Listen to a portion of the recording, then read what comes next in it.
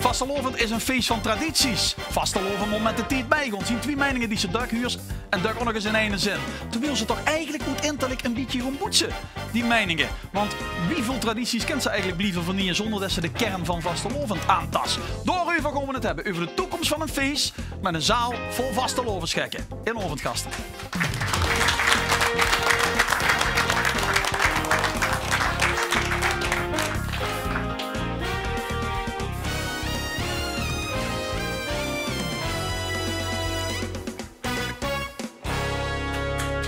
De rol van het... Zien nog amper te halen. De rol van het dialect, de rol van festivalisering, professionalisering. Wie duurzaam moet de Vastelovend zien en wie woke moeten we met z'n allen zien met Vastelovend. Toch heet het over vandaag in Ovendgasten. Wij van al deze, wist er trouwens Alt-Prins geweest? Zie je wel eens? Is Alt-Prins? Of is er Alt-Prins? Wie is er vroeger Dans Marieke geweest? Wie zit er bij een Joeks eindje? Wie zit er bij een Joekskapel? Ja, wees er wel eens op wintersport geweest met Vastelovend? Dat is goed. Dat is goed. Ja, eindelijk hier? Als kind. Als kind, daar heb ze er niks over te zeggen. Kind ze er niks aan doen. Wij geloven dat de Vastelovend over 1000 jaar nog steeds bestaat. Wij denken dat de Vastelovend over 100 jaar nog steeds bestaat. En over 10 jaar? Ik had het eigenlijk andersom moeten vragen. Hè? Maar ik vond dit wel interessant als nou eens een goed keertje had gemaakt. Ja, René Houstermans, wat is de kern? Wat is de kern? Het is toch een rite die volgens mij iedere mens over de ganse wereld en alle tijden wilt. Een tijd van reflectie en vernieuwing.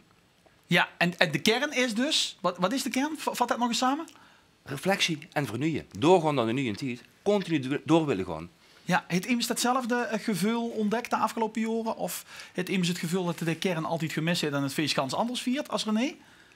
Nou, wat we willen, we proberen het wel te vernieuwen. En waarom? Omdat het voor onszelf ook leuk hoort. En we merken ook dat het voor de jeugd, hoe we ook de Vastelovend voor willen faciliteren in Maasbracht en Maasbrachtbeek, daar is het ook leuk. En als het voor zichzelf leuk hebt, dan is het voor anderen ook leuk. Maar dan moeten we wel proberen te vernieuwen. En zo doen we dat altijd, of zo hebben we dat altijd gedaan. Dan moesten we vanaf spiegel voorgooien, nieuwe ideeën en risico's nemen. Gewoon doen. Ja, maar dat is langzamerhand ook een dooddoener in het weer. Hè? Dat ze ons blijven vernieuwen, dat ze met de team ons meegaan en dat ze alles ons aanpassen. Hij zit dat er wel degelijk in de kern van de Vastelovend is. En wie meer ze verandert, wie weer ze van de kern afkomt, zou ik zeggen. Absoluut, absoluut. Maar wat we gedaan hebben is, kijk weer, ik doe dat sinds 2003. We hebben ook heel veel jonge leden, die zijn 16, 17. En dan vragen we gewoon aan, wat vind je van Vastelovend? Wat bindt u? We doen het uitroepen, het proclameren en de slager binnen een kwartier. Dus er werd geen ceremonie met sappen binnen een kwartier. En ze kunnen ook thuis blijven zitten. Ze kunnen dat gewoon via Twitter volgen. Dat nog niet. Dan moest wel kunnen vullen. Dan moest het kunnen proeven. Dan moest er bij zijn.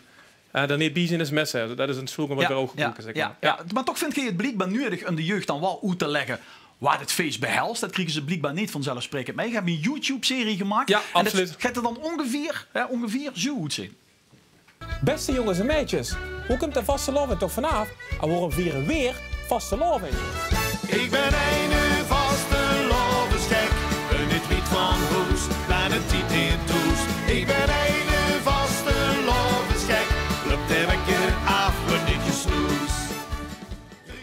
Sylvia, kinderen uitleggen wie de Vastelovend werkt. Je werkt met kinderen in het dagelijkse werk. Komt zich dat veel tegen dat ze de kern moeten uitleggen? Nee, ik maak gewoon vooral heel veel plezier met ze. Het gaat jaar door en ja, zeker nu. Ik laat ook filmpjes van mezelf zien, ook de clipsboek in zit. Als butereder? Ja, en ook met Ron van Richting Rooi zingen in een clip. Ja. En dan heb ze niet het gevoel dat ze moest uitleggen wat het feest überhaupt is? Een soort van handleiding? Nee, eerlijk gezegd. Maar ik ben wel heel erg benieuwd naar dat filmpje van die mannen. Dat wel. Maar nee, hoe het vooral om gaat is dat ze lekker even onbekommerd plezier kunnen maken. Ja. Lekker gek kunnen doen, lekker zich verkleien. Zich niet aan zoveel regeltjes hoeven te houden. En ja, dat vind ik het allerbelangrijkste. We gaan praten over een paar actuele thema's. Ik wil toch nog even vragen, Tom.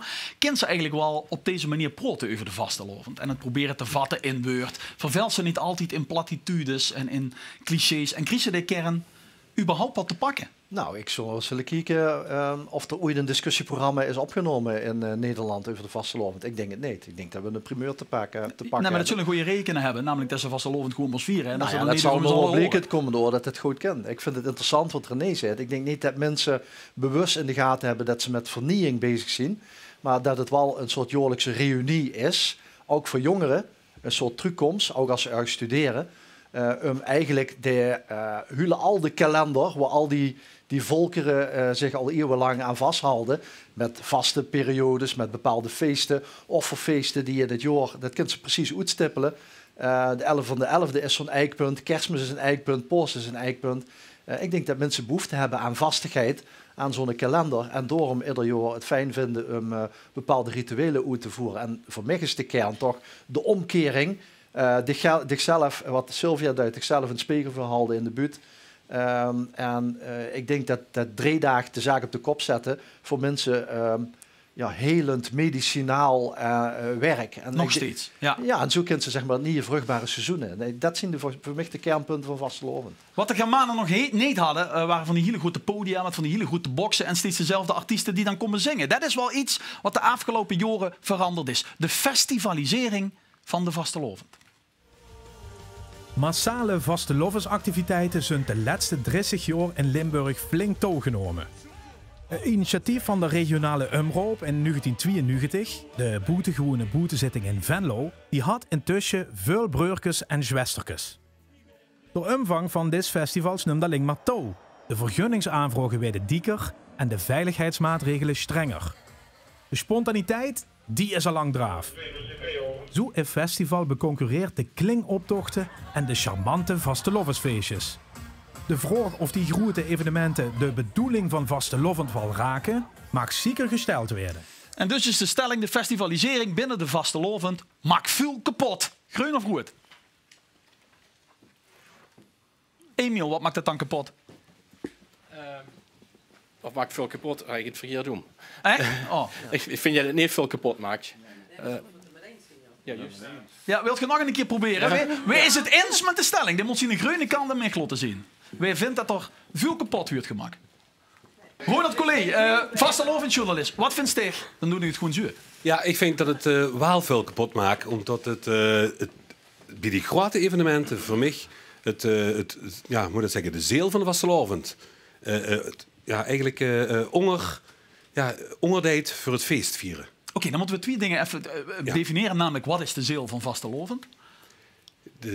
Ik denk dat de zeel van vastelovend is tussen het van binnenviers, tussen het viers wie ze het met op hebt gekregen. Hey. En vanuit in hart. En dat feest, een van de uitingen is, hoe is het met viers? Dus met springen of noem op. Maar voor mij is het met name het samen, het verbindende. En niet voor een podium staan. Nee, voor een podium staan ze ook samen en verbindend met mensen die ze misschien niet kennen. Zo was ze dan wel mee geweest dansen. Staatsvisitatie. Dus Ingrid? Ik ben opgegroeid met de staatsvisitatie toen er nog maar 20 mensen op het plein stingen. Voor een aanhengerke. Dus voor mij is de staatsvisitatie wel het gevoel van vastelovend. Want dat is voor mij de start van die dag. En wat vond ze leuker? Vond ze het leuker wie die 20 man bij de kerken stonden of nu 20.000 man? Want ik vier het film ikzelf en niet voor die anger op het plein. Dus of ik er nu met 20.000 man sta of met 20 man, dat gevoel is bij mij nog altijd hetzelfde. Ja, Emiel? Ja, dus eerst op aansluiten ben ik met eens. Ik ga ook ieder jaar naar het LVK en dan gaan we altijd rechts voor staan. Dan komen ieder jaar dezelfde mensen tegen uit de hele provincie en dat is gewoon leuk. Dat is ook festivalisering, maar dan komen ze toch altijd die mensen tegen. Wat ik eigenlijk misschien nog belangrijker vind, ik ben voorzitter geweest van een carnavalsvereniging en de gangmakers. En ik kwam ook op BCL-vergaderingen en daar zaten natuurlijk mensen uit kleinere kernen te klagen van de jeugd trekt weg. Hè? En dan gaat allemaal naar die festivals doen en die trekken weg uit het dorp. Dan dacht ik in eerste instantie, dan moest je eerst bij die zelf als vereniging te raden gaan en dus toe gaat niet goed. Ja. Want moesten mensen, ik zeg niet dat het makkelijk is, maar dan moesten we wel proberen binnen te houden. En dan ga je ze proberen, wat ik erachter ook weer moest proberen, er elementen van te kopiëren. We hebben op zaterdagavond op een gegeven moment een artiestenavond met ook artiesten die ook op die festivals komen. Maar dan ze voldoet mee met die festivalisering. Dan biedt ze niet een alternatief. En de jeugd, die ben je ook, maar de jeugd zoekt je ook her.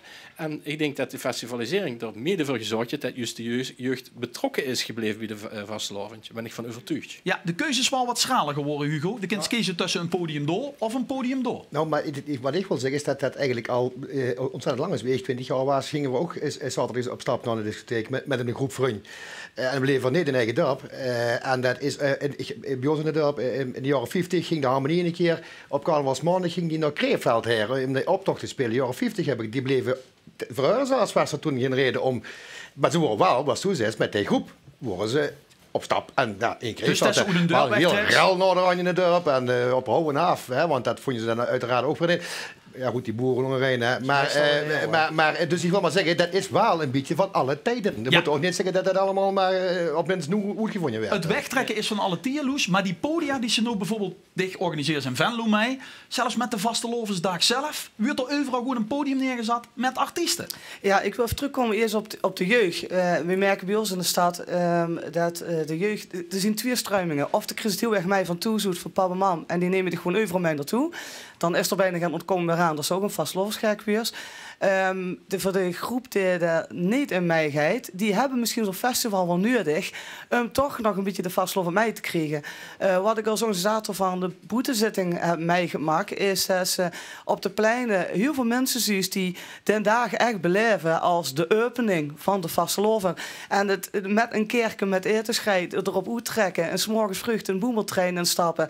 En die maken er gewoon echt een dagje uit van. Dus ik denk dat het ene hoeft niet de andere in de weg te zetten. Mee eens, Louis? Ja, daar ben ik het zeker mee eens. Kijk, de jeugd, kijk naar de wereld. Hè. Wat is er aan de hand? Alle festivals worden groter. De jeugd gaat alleen nog maar naar festivals. Discotheken, bestaan ze überhaupt nog? En we gaan naar Pinkpop en naar Park City Live en naar Valkenburg Top on Pop en naar het Zomerparkfeest. Het wordt allemaal groter, allemaal massaler. Ze zijn allemaal in staat om de mensen te trekken, dus ook de jeugd. En ja, de jeugd trekt weg.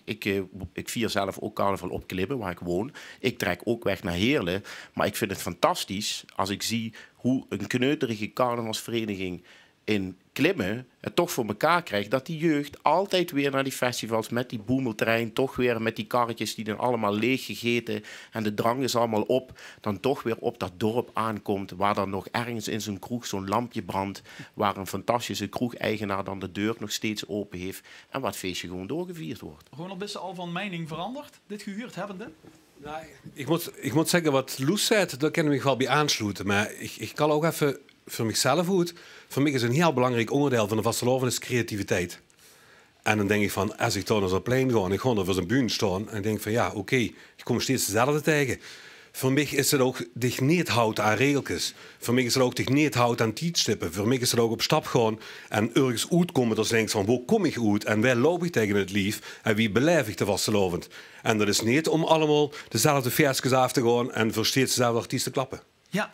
Robert Lozen natuurlijk ook als organisator van de Gulpener, de afsluitboetezitting, zeg maar het einde, de grote punt achter de Vastelovend, mede-organisator van die festivalisering. Heeft er niet een punt dat de Vastelovend niet is nog een bühne gaan zitten kijken, maar eigenlijk 3 dagen lang zelf op de bühne stond? Nou, gedeeltelijk is er zeker een punt. Maar ik mis een hele discussie het verhaal optochten. Ik zie bij ons in de buurt heel veel jeugd in optochten. En die festivalisering, dat is wat ze nodig hebben waarschijnlijk om te triggeren. Maar ik zie ze ook van optocht naar optocht gewoon in het hele Heuvelland. Van links naar rechts. Mam en pap moeten taxi rijden omdat de Lemkesoptochten gereden moeten worden. Dat zie ik alleen maar toenemen. Ja. Als ik hulp bijvoorbeeld maak, voor proberen de jeugd eigenlijk niet nog hulp te krijgen. Voor proberen aan andere artiesten neer te zetten, een beetje oudere muziek. En dat is heel moeilijk, hè? Traditie en eer houden. Welskes, meezingen, marsjes. Waardoor ze een ander publiek is. En er is niks mis met volgens mij. Laat de jeugd hun eigen vorm pakken. De jeugd wordt ook weer oud. Ja, maar kan de jeugd in de eigen vorm pakken als ze ergens als Vastelovensorganisatie een podium neerpleurs midden in de stad, nou, muziek keihard zet en alle andere vormen eigenlijk boetes. Ja, maar goed, ja, waarom niet? Kijk, er zijn nog jeugdigen die waren geïnteresseerd om mee te doen. Het KVL, het TVK, bepaalde verenigingen, Venray, als ik zie wat ze in Venray en bij hun in Venlo, pak die jeugd bij elkaar. Zorg er wel ook voor, want ja, als ze niks organiseert voor die jeugd, dan is het makkelijkste, oké, dan gaan we met 10 maanden naar het festival. Ja, ik niet de indruk dat de Vastelovend de afgelopen jaren kleiner is geworden. Dat er minder mensen het vieren, minder jongeren. De festivalisering is wel een succes. Ja, maar ik weet niet of ze dan ook inhoudelijk het succes hebben. Het gaat al heel veel fout. En dan kijk ik naar mijn eigen dorp waar ik oorspronkelijk vandaan kom. Bor. Het gaat ook hier, waar ik tegenwoordig gewoon, een ambi. Als ik dan bijvoorbeeld zie dat voor de Kenjer de carnavalsactiviteit een playback show is met Beyoncé en met alle kroon deze nog doen. Dan denk ik van ja, dat is vastelovend. Wat is dat vastelovend? Tot ze medailleomgangen kregen van de jeugdprins. Maar dan denk ik van, dan geeft ze de ziel van vastelovend dan niet met. Ja, ik moest in die filmpje de ziel van vastelovend overbrengen, hè? Ja, absoluut. Maar ik ben het wel eens. Kijk, ik ben 35, maar we hebben ook jongere gasten bij de vereniging die zijn 15. Of die komen die zijn 16. Voor haar is de statie vastelovend. Dat zien ze gewend. Nou, wat weer zelfs doen, ik denk dat het gaat om de balans. Ik denk dat we dat woord moeten gebruiken. Het gaat om de balans. Want weer bijvoorbeeld, vastelovend in de Bien Carnavalsvereniging, die doen dagen. Wat weer gedaan hebben, we hebben met de vastelovend 2 dagen vrij. En dan kan iedereen doen wat er wil. En wat denkt wat er dan gebeurt? Dan gewoon met de hele bubs naar de statie in. Niet verkleed als onder het viaduct misbracht. Nee, gebeurt lekker geschminkt. En ook daar, gang daar eens kijken. Dus de meest creatieve dingen zie je op de statie. Of op de zoekkool of een gulpen. Dus ik denk dat de festivalisering wel helpt. Zeker, maar dat er wel een goede balans nodig is tussen het dorp en de steden. Tom, dat is een beetje want ik ken het ganse jaar bij L1 op kosten van de belastingbetaler die bezighouden met vastelovend. Ik heb een beetje een overzicht. Heb je het gevoel dat de balans weg is? Of dat het eigenlijk perfect is? Ja, ik snap de balans is niet perfect. Ik denk dat het misschien voor sommige mensen, en we zien dat als omroep natuurlijk ook wel schuilt, want we zien met de ons in Begos, per ongeluk door bepaalde toevalligheden die we hier niet moeten uitleggen, dat er niet zoveel tijd is en zo. Nou ja, dit is natuurlijk te jong voor, maar die keer die op de statie stond 20 jaar geleden, stond oorspronkelijk in de Zoepkoel in Venlo. Daar is het eigenlijk Begos met de festivalisering. Dus we zien de prins aan op zaterdag en dan worden kinderen op toch? Ja. En die werden op de statie. Op station, ja. Kreeg iedereen de medaille van de prins. Dat was het begin. Ja. Maar ik denk dat mensen een beetje bang zijn over de enorme groei van de vastelovend zaterdag. Want het hield gewoon niet op. Er is nog altijd geen limiet aan de groei. Ik zie nog overal podia bijkomen. Ook in Remund is weer een tweede podium bijgekomen. Ik denk ik ben geen voorspeller, dus ik kan niet zeggen of we de goede kant uit gaan. Maar de grote winst die we wel hebben geboekt, is volgens mij, mijn mening, is dat we de jeugd hebben meegekregen. Ja. En de massale aanwezigheid van jongeren. Als mijn dochter al in december zegt, ik heb zo'n zin in vastelovend. Ja, dan vind ik wel dat dicht wat minder, maar ik vooral wat bereik heb. Maar ik denk ook dat ze er rekening met me zeiden dat heel veel mensen geëntertained willen worden. Maar dat is ook het gevaarlijke punt. Ja, er zit een luiheid in, ja. En dat snap ik gewoon al in. Dat snap ik dat ook wel in. Maar mensen moeten zelf vastelovend via het precies, want als ik op de statie stond, ik kreeg niks met van hetgeen wat op de bühne gebeurt. Ja, en? Ik ben alleen maar met, geweldig, maar heel fijn dat de muziek op de achtergrond stuit. Maar wat op die bühne gebeurt, ik kreeg het echt niet met. John? Hier zit de gans niet bezig over de gans grote spektakels, zo weet ik wat. Vastelovend is niet alleen muziek, hè, jongens. Er moeten ook wagens geboet worden, er moeten een optocht varen. Er moeten zittingen zijn, buurtrainers, die moeten ook de zittingen voltrekken. Daar hebben we ook jeugd voor nodig. Het is niet alleen maar muziek, hè. Ik denk dat we ook ze van om dus ik heb het gevoel dat die podia de balans die zijn wel fijn, maar die verstoren wel de balans. Ja, is dit een onderwerp wat binnen de samenwerkende Limburgse vastelovendverenigingen wordt besproken, meneer de president? Zien er mensen die de alarmbellen luiden of die zeggen dat hebben we prima gedaan? Nou, ik moet eerlijk zeggen, ik ben blij met deze discussie, maar ik ben blij met de diverse inzichten die gegeven werden. We bespreken dat wel degelijk op onze vergaderingen, maar wat ik voornamelijk blij in ben, dat ook binnen onze lidverenigingen, die gunnen ze door heel Limburg, zie ik voldoende, hoe moet ik het zeggen, voldoende initiatieven waarbij we de jeugd enorm betrekken. Ik zie gewoon jokers, die pakt dat gewoon enorm goed op. Daar zit zoveel kwaliteit. Maar ik zie het ook in Weert gebeuren. Ik zie het ook bij de windmullen gebeuren. Maar gebeuren er nog andere dingen als een podium neerzetten en boksen neer en een Karim bellen? Maar natuurlijk. En ik denk wel dat, en daar zie ik ook de kracht van de SLV in zitten, maar ook van andere bonden, dat via er wel voor zorgen dat bepaalde tradities, dat ze de mogelijkheid hebben om daar kennis mee te maken. Maar ik moet ze de mogelijkheid bieden. Ik moet het ze niet opdringen, ik moet het ze bieden. En die festivalisering, men vindt het prachtig.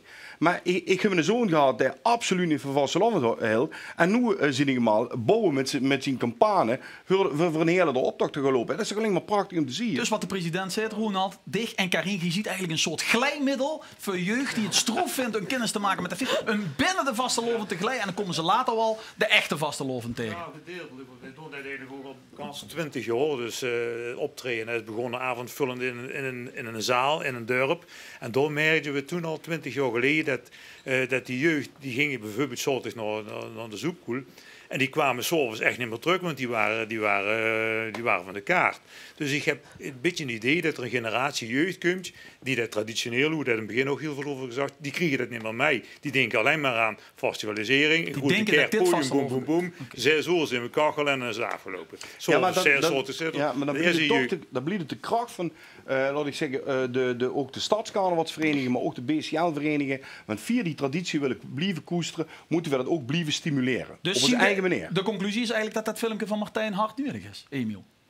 Hard nodig.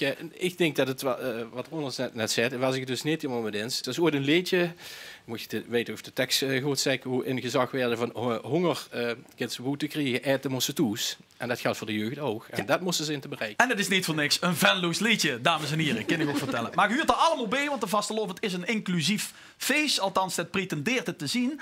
In deze tien waarin het voortdurend over inclusiviteit gaat, over geveuligheden van andere bevolkingsgroepen als de witte, blonde vastelovensvierders, moeten we daar meer rekening mee houden met de vastelovend.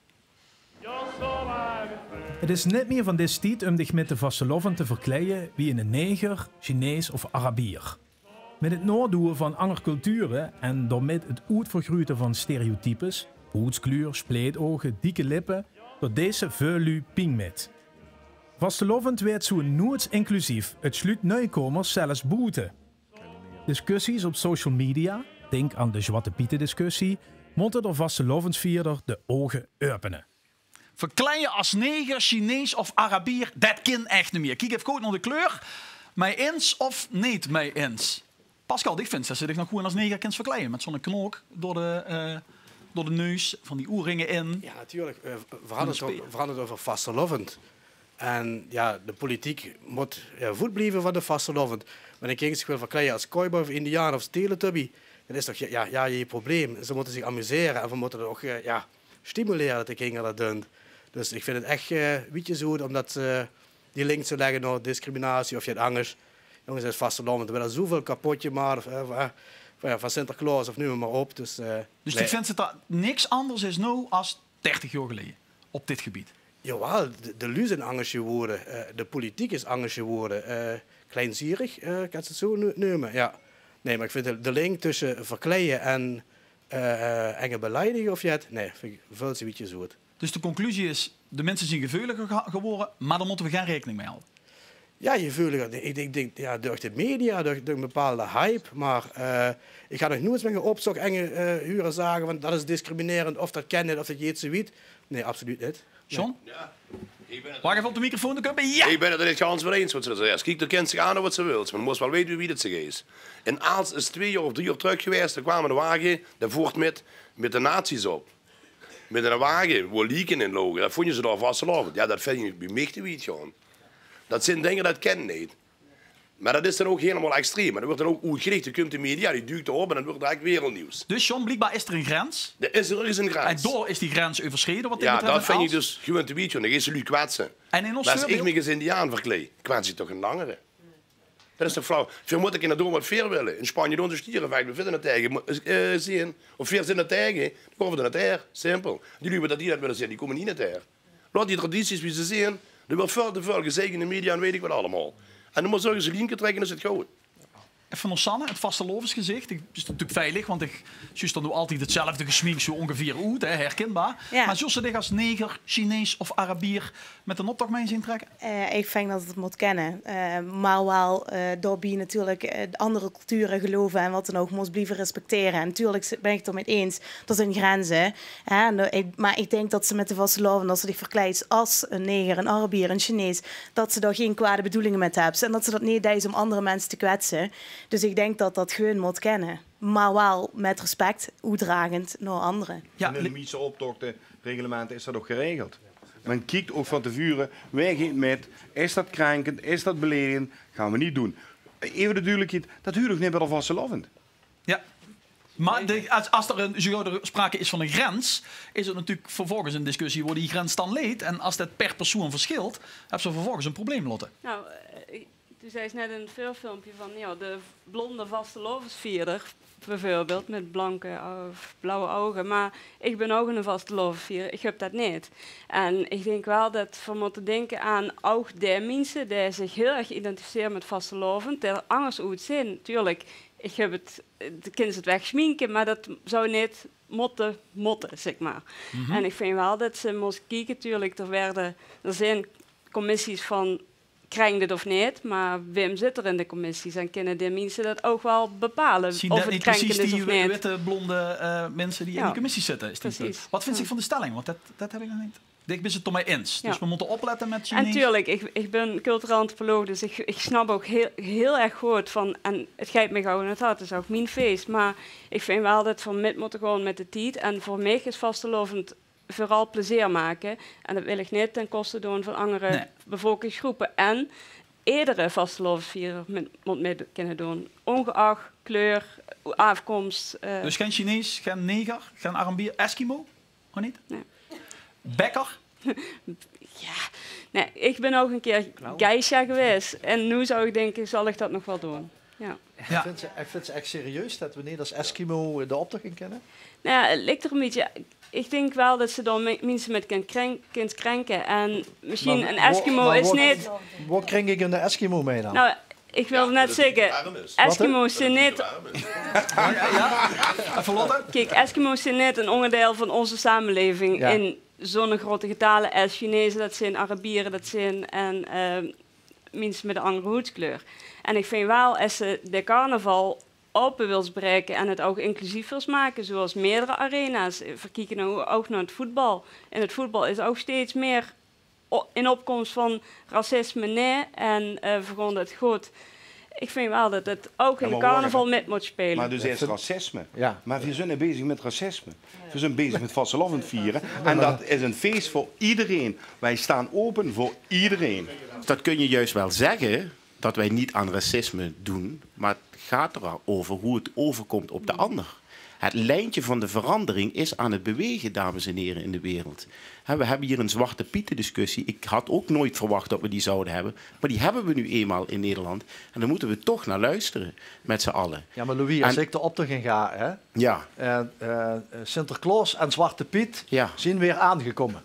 Ja. En dan is het niet van dat de kinderen, als we aangekomen, nee, die zien in gewicht aangekomen. Dan mag het. Dan mag het. Maar dan kwets ik toch net zo goed. Dan keer je het om. Dan ben je gebruik aan het maken van de omkering. En dat is wat Raymond zegt. We zijn bezig met omkering. Als je die thematiek er niet in aanbrengt, en andere mensen zien dat dus niet, dat jij die omkering daarin aanbrengt, dan ben je... Dan moet je er bewust van zijn dat je kan kwetsen. En ik zou zelf zover willen gaan dat we een van de SLV-verenigingen eens oproepen om over inclusiviteit gesproken. Wanneer roepen we nou eens een vrouwelijke prins uit binnen een stadscarnavalsvereniging? Ik ben op dat moment aan het wachten. Maar dan ben je ook pas echt inclusief. Ja, ik wil nog even naar René en dan kom ik terug met die hele leuke vraag bij Raymond Vlekken. Nou, ik denk dat wie het over kleedje is, wat het ook mag zijn, het gaat om de functie en de intentie was het met deze. Als ik met een tulbandje op wil lopen en wat dan ook, wat heel kwetsend zou kunnen overkomen, maar ik kan het wel onderleggen waarom ik dat doe in het spel, want vastelovend is een spel, plus het is de maatschappij in een spiegel verhouden. Vastelovend is geen doel, het is een middel. Dan denk ik dat het goed moet kennen. Dus Lotte, als ik het niet kwetsend bedoel, moest ik het ook niet kwetsend ervaren. Dat is eigenlijk de kern. Ja, maar ik denk wel dat ze er wel het gesprek over kunt beginnen, inderdaad. En dat ze wel moest kijken van hoe ga je de grens over. En vraag ook eens de bevolkingsgroepen eens erbij van kind dit niet. Waar het veel zie bij. Ik denk dat dat alleen maar heel mooi zal zijn om verbinding te hebben. En misschien doen de mensen niet met de vastelovend, maar misschien is het wel eens goed om... Het is zo'n centraal thema. We leven er vanaf december naartoe met z'n allen van november. En dan moeten we het er ook misschien met iedereen over hebben. Hugo Luit, is er in Bels, want ik woens in Bels wat veranderd naar die kwestie in Aalst, die inderdaad het wereld niet zit hoor. Nou, één kleine kant denk ik dat Aalst in Vlaanderen, Belgisch Limburg rijken. De enige stad is waar Vastelovend gaat voorstelt. Ik woon zelf in de meest bijna anti-carnavalstad van Europa. Dat is Antwerpen, dat is wel verschrikkelijk. Maar in Aalst dan is er een hele rel geweest. En die hebben er zelf voor gekozen. Die sting op de erfgoedlijst van UNESCO. Het carnaval van Aalst. Dan holen ze er maar af. Dan holen ze er maar af. Ik vond de wagen wat ze toen gemaakt hadden, het ging over, ze hadden dus een bepaalde kansgroep, een sabbatjaar, die deed even een stapje terug qua grootte en praalwagen. En dan hadden ze Joden uitgebeeld, duidelijk met haakneus en krullen. En sabbatical, dat was de linkteslag. Ik vond hem al niet leuk. Ik vind, dat is net het voorbeeld. Het ging niet over nazi's, het ging over eigenlijk op dezelfde manier als ja, dat dat is wat ik hier racisme. Maar het probleem is dat stereotypering, dat Duitse daarmet, is het voorportaal van racisme. Dan moesten ze er op een of andere manier van bewust zijn. Ja. Dus als het een functie heeft van Sinterklaas en Zwarte Piet zijn aangekomen, kan ik er nog gaat van maken. Maar als dat er niet is het puur een stereotypering. Zou ik toch echt met goed kijken. Ik vind dat gewoon... En het is ook gewoon meelduk niet leuk. Erik, heel sticht er rekening mee tegenwoordig in die buurt. Kinderen nog minder als 5 jaar geleden. Lot stond 10 jaar geleden. Nou, ik hou er altijd rekening met in mijn tekst. Het probleem is natuurlijk gewoon niet mensen te kwetsen. Want ik vind als ze mensen eens kwetsen in de buurt, ja, dan is het gewoon niet leuk. Maar de grens tussen spegelvuurhalden en kwetsen is natuurlijk vaag. Ja, oké, maar dat is daar moest je inderdaad goed met opletten wat ze dat is. En ja, zeker mensen kunnen zich snel gekwetst voelen. Hè. Een mooi voorbeeldje nu bijvoorbeeld is Hart Daniels. Die is als Indiaan, is tweede geworden op het Groot Limburgs buurtkampioenschap. Nou ja, ik kan absoluut niet 1 seconde in die buurt ontdekken hoe bij die man Indianen belachelijk maken. En sterker nog, al maakt het eigenlijk, dan hiemelt ze een beetje op. Dus hij maakt er een heel erg leuk verhaal van. Op het moment dat hij gaat vertellen dat er door kooibus doodgeschoten wordt en dat soort dingen. Ja, dan zeg ik, wacht even, er is misschien toch een grens zoeken die een beetje te wiet ligt. Ja, ik hou er altijd al rekening mee met dat ik mensen niet moet kwetsen. Maar heb je wel het gevoel dat de mensen gevoeliger zijn geworden? Of iets veranderd is de afgelopen 10 jaar? Ja, ik denk wel tot in sommige situaties de lontjes wat korter worden in onze maatschappij. En... maar dat is overal, denk ik. Dan kun je ook zeggen, dan hebben de buurtredners juist een taak. Dan moeten die terug naar de kern, namelijk wal blijven stoken en wal de spiegel blijven... En juist prikken door wordt het pint uit. Ja, ik heb die eigenlijk niet zelf. Dat is niet in de stil. Nee, het is helemaal niet mijn stijl. Dat is gewoon echt kwatsch, echt zelfspot. Maar boeit mij een beetje omgekeerd. Kijk, wil ik kwetsen, dan kan ik dat het ganse jaar doen. En niet alleen met vastenavond. En wil ik gekwetst me voelen... dan kan ik dat ook het ganse jaar hebben. Het is maar juist wat wilste. En ja, dat is juist wie met humor. Ik bedoel, er zijn nu ook moppen voorbij gekomen op de kampioenschappen. Wat ik niet leuk vind. Hoe ik van denk, die kennen in mijn ogen niet.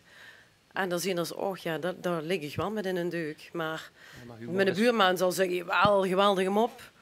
Ja. En ik vind ze dan juist gaat weet gewoon. Okay. Maar humor is natuurlijk voor iedereen anders. Het is zo persoonlijk. En, humor is persoonlijk? Heel persoonlijk. Ja, ja. En dat is een debuut en dat is in een liedje. En dat is met verkleien. Dus... Kijk, ik wil nog even terug naar de president met de heikele kwestie van net. Want we hebben het over inclusiviteit. Eskimo's mogen meedoen, Indianen mogen meedoen, de jeugd mag meedoen. Alleen vrouwen stonden nog steeds een beetje beteuterd naar de kant te kijken. Want ze mogen niet meedoen in de officiële stadsverenigingen, de Rood van Elven. Dat zien allemaal mannen. Alleen de dansschades en de dansmariekes als ze muug weer gesmeten. Dat mogen de vrouwen doen. En voor de rest zien ze vooral de vrouwkes van de prins en van de adjudant en van de Rood. Moet dat niet eens veranderen, meneer Vlekken? Hoyt Soetagen. Nou ja, dat is aan de verenigingen zelf.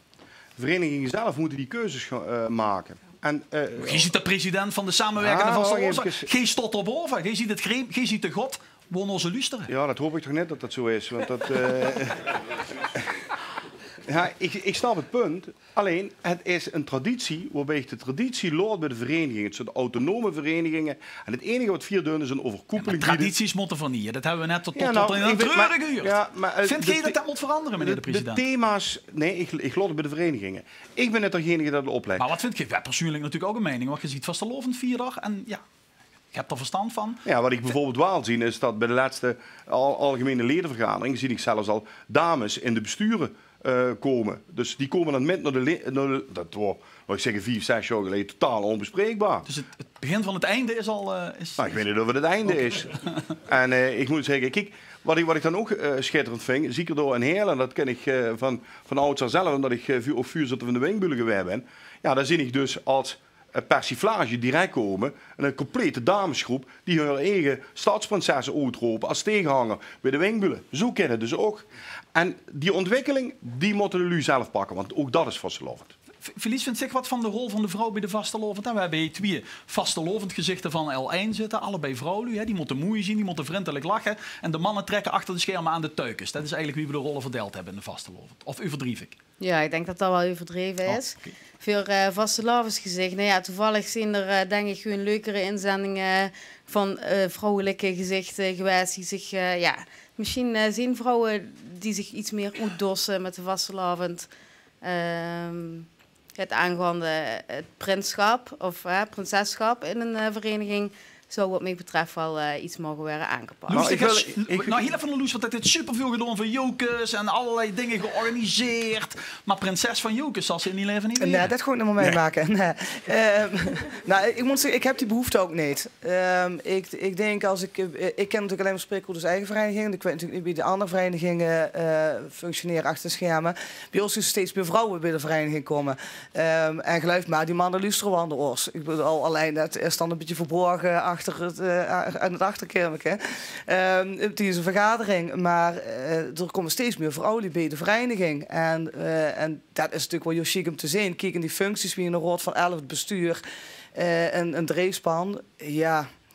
Persoonlijk wil ik zeggen, ik heb er geen behoefte aan, maar misschien moesten tradities ook gewoon sommige tradities gehouden bij het is. 20 jaar geleden was ondenkbaar dat op het OLS dames zo je met zitten. Er is ook een hoop heis over geweest. 10 jaar lang aangehouden, burgeroorlog binnen bij de chatten. En uiteindelijk, nu is het de normaalste zaak van de wereld. Er zal iets nemens meer over te klagen. En het is gewoon volkomen geaccepteerd en heel gezellig. Dus ik denk dat van dat kant gewoon opgaan. Daar is niet lang meer over te wachten. Emiel? Dat is al aangebroken. Er zijn plaatsen geweest. Ik weet een paar geleden is een vrouw prins geworden. Adjudanten, vrouwelijke adjudanten zien we ook al bij verenigingen. Dus ik denk gewoon, dat is al ingezet. Maar het ligt bij de vereniging zelf inderdaad. Meneer Vlak? Ja, ik wil toch één ding niet onbenoemd laten. Ik mocht dan nog vicepresidentie van de Nederlandse Europese Gemeenschap. Eigenlijk de EEG, maar dan voor carnavalsbonden. En Lotto, de presidentin, een vrouw zie. Petra Muller, vrouw, is presidentin. En het rest van de bestuur zijn alleen maar mannen. Dus ik luister dat heel goed naar de mevrouw. Martijn, is er nog afsluitende woord voor deze? Ja. Nou ja, we weer in 2003 begonnen. In Maasbracht, hè? Onder het viaduct. Een alternatieve vastelovensvereniging. Ja, en daar zitten ook gewoon dames bij. En die zijn volwaardig lid van de Raad van 11. Altijd geweest. Sterker nog, we hebben nu ongeveer een 30 leden. Waarvan misschien net meer dan de helft dames zijn. Ja. Nou, dat is een geweldige aanvulling. En niet dukkelruzie, niet meer gezeik met organiseren? Nee, absoluut niet. Nee. We hebben samen plezier. En sterker nog, we hebben dat uitgebreid. We hebben zelfs een vrouwelijk bestuurslid. En dan moet ik ook gewoon zeggen, dat is echt een meerwaarde. Want ja, wij mannen denken toch op een bepaalde manier. En die vrouwen zorgen toch wel dat bepaalde dingen anders gewoon dat er andere dingen aan het licht komen, zeg maar. Dus we hebben er hele leuke ervaringen met, absoluut. Ander voorland is dat de dialect gaat verdwijnen. Althans, dat was, als ik het wat stellig zeg, zo'n beetje de uitkomst van een soortgelijk avondgastendebat met onder andere taalwetenschappers. We komen elkaar steeds meer boet in het dorp tegen. We trouwen via internet, via de app. Dus dan voeden we ons kinderen op in de taal die we gemeenschappelijk hebben, het Nederlands. En zo gaat het dialect ook, dankzij de kinderdaagverblijven, langzaam verloren. Als dat klopt, zou dat dan niet ook effect hebben op de vastelovend? De vastelovendstijd is dé tijd om aan de gang te gaan met het eigen dialect. Liedjes, carnavalsliedingen, websites, motto's, thema's van optochtwaans en groepen. Alles werd gepubliceerd in een van de vele dialecten die Limburg riek is. Maar wenn voor de deskundigen moeten geloven, werd het dialect immer minder gebruikt. Dus uiteindelijk zal de dalende tendens doorwerken in de vastelovend. En dat het dialect verdwijnt uiteindelijk ook de vastelovend zoals we hem kennen. Roert aan mij te zien, dan ziet je het er niet mee eens. Je ziet het er allemaal niet mee eens. Dat is ideaal voor een discussieprogramma. Lotte, dit is toch taalwetenschapper? Dit is onderzoek gedaan naar het dialect, naar taalvariatie. Nou, ik denk wel dat het dialectgebruik aan het veranderen is. Maar ik denk ook dat er zijn verschillende taalwetenschappers. En ik ben een beetje meer van de verandering. Taal is ook verandering. We spreken hier ook niet meer het Nederlands zoals we dat 100 jaar geleden doen. En ik denk dat het alleen maar goed is. Maar als ik een presentatie hield en ik heb dialect opgeschreven, kreeg ik heel vaak het commentaar, ja, dat is net via in het Remunse dialect geschreven. En dan denk ik, ja, dat gaat eigenlijk al heel erg tegen me in van, oh, doe, dat is het niet goed.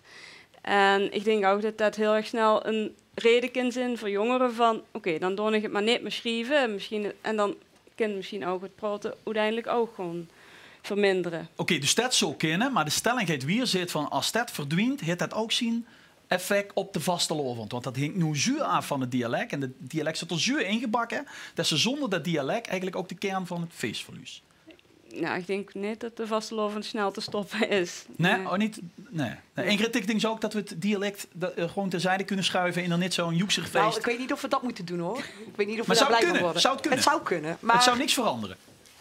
Nou, het zou misschien... Ja, de liedjes veranderen. De spraak in feesten, prinsuitroepen, dat zou veranderen.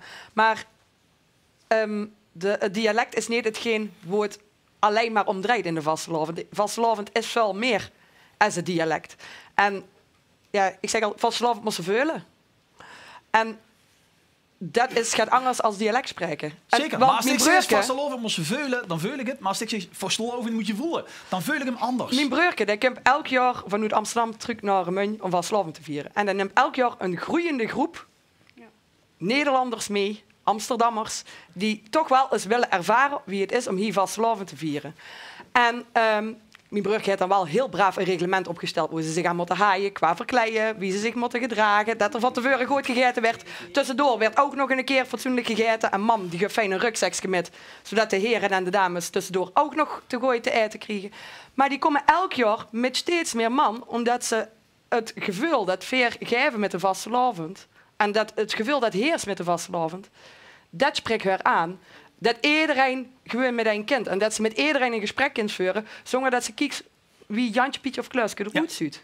Ja, Robert, de dialectcultuur in de liedjes is evident. Ik zie ze eerder joh, met bakken voorbij komen. Ja. Denk je dat die cultuur net zo levend zou zien als we niet een dialect hadden dat zoveel verschilde van de standaardtaal? Dat we het gevoel hebben dat we in ons liedjes ons anders zien kunnen laten huren en dus ons aan elkaar kunnen verbinden. Dat klopt. Ik denk dat ze met dialecten en de verschillende dialecten, want dat is het leuke aan het hele verhaal. Iedereen had zijn eigen dialect. Ik spreek bijvoorbeeld mijn eigen dialect Binonimi. En dat had vooral mee te maken omdat ik continu met allemaal lui zit te communiceren. En het verschil tussen Noord en Zuid is af en toe heel groot. Maar als ze probeert te verstoren, dan wordt het ook leuk. En die variatie in die dialecten maakt het voor de vastelovend, vind ik ontzettend leuk. Jullie komen ook weer op wat is dat? Wat is dat voor woord? En jullie ontdekken ook allemaal dingen. Ze zijn op een ontdekkingsreis. Zoals ik in Brabant kunnen optreden als ze dich bellen? En als je die naar buurt even omschrijft?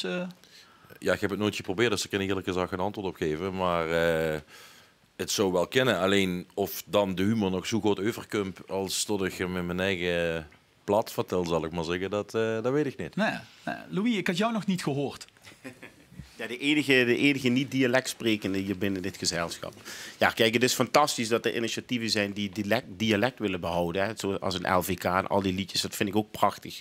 Want daar leer ik ook ieder jaar weer van. En als ik dan met de vastelovend 5 biertjes op heb, dan ga ik ook vanzelf dialect praten. Dan moet ik altijd van stoppen, zeggen mensen dan.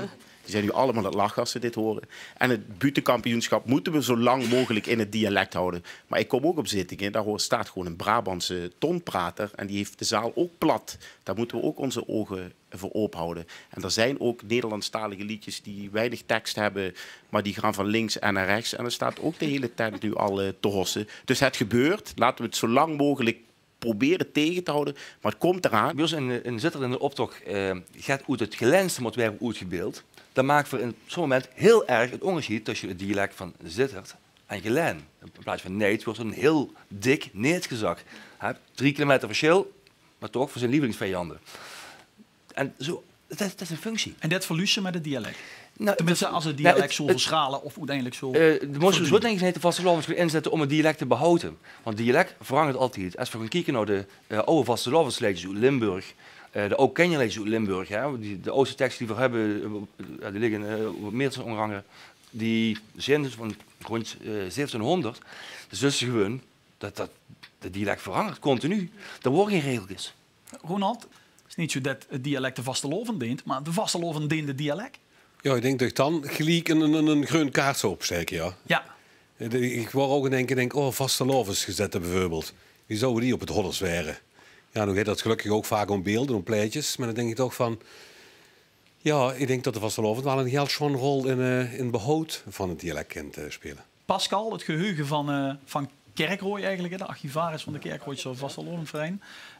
Zou het dialect veranderen, verschuiven of misschien zelfs verdwijnen? Verdwijnen niet. Dialect verandert wel.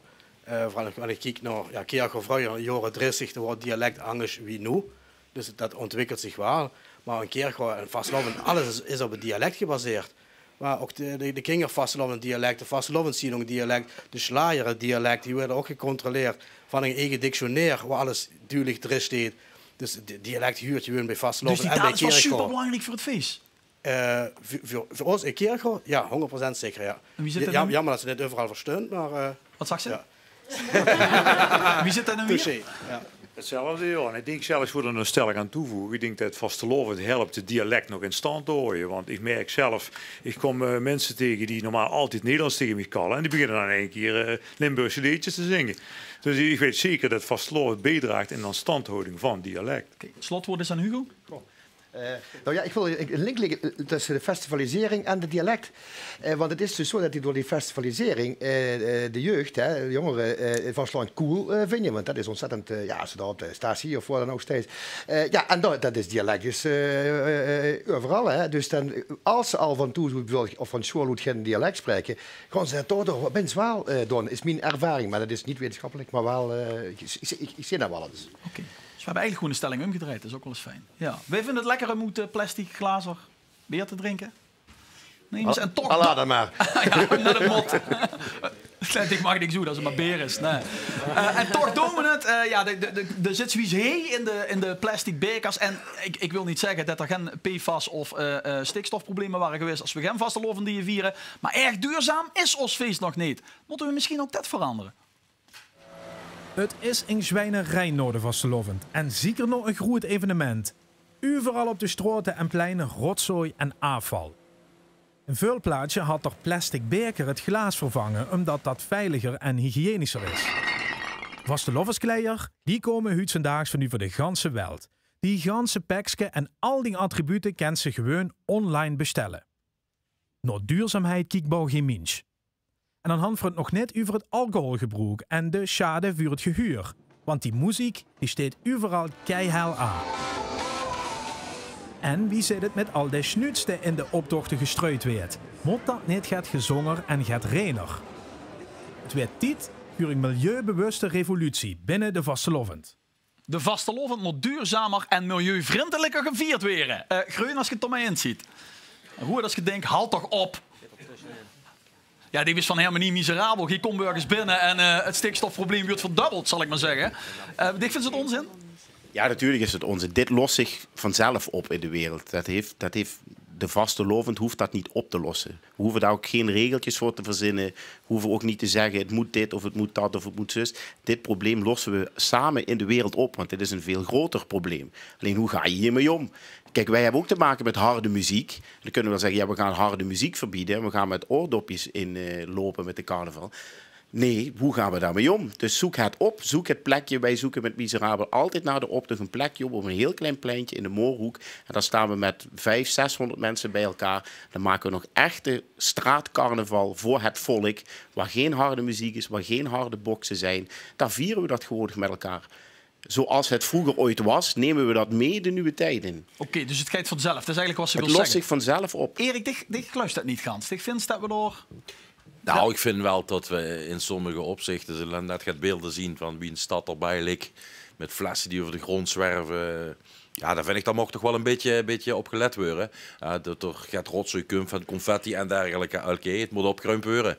Maar soms denk ik ook wel eens, jongens, het maakt ook wel een beetje netter allemaal. Nou, we gedragen ons al 362 dagen per jaar. Ja, best goed. is 3 dagen even... Ja, klopt. Maar toevallig vorig jaar heb ik met carnaval metgemaakt dat iemand met zijn voet in een kapot getrapte fles trapte. En de man zijn carnaval wel voorbij. Ja. En dan denk ik, ja, dat vind ik dan heel jammer. Loes, ik herinner me een initiatief in Venlo dit jaar, waarbij voorgesteld wordt om wat aan het plasticprobleem te doen. Ik geloof de organisatie was ik ook in had gezeten. Stelde voor een soort van statiegeld te heffen of zo. En de kasteleins waren pissig. Die klommen in de gardinen, die wilden er niks van te maken. Denk je dat dit probleem zichzelf oplost? Nee.